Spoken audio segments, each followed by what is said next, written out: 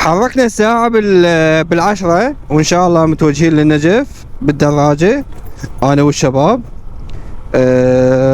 راح نطلع على طريق الجديد مال يوسفية للنجف. هاي النجف هنا نطلع لا منا لا حبيبي عفت من حكي مالته نطلع من الجادرة حتى طفل وقبل بدايته هيك ارجع للبيت انا هاي هذا الطريق يؤدي ساعتين و11 دقيقة. تتراهنون قبل لا نطلع من هسه يا ولد. السلام ورحمة الله. تتراهن راح يبنشر. طبعا نبدي اول شي تشيك الهواء. هذا الهواء عندي نازل التاير مالته فلازم نشيكه.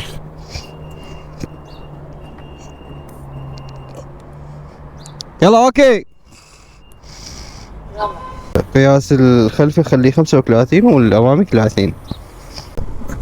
حركنا الساعة بالعشرة، وإن شاء الله متوجهين للنجف بالدراجة أنا والشباب. راح نطلع على طريق الجديد مال يوسفية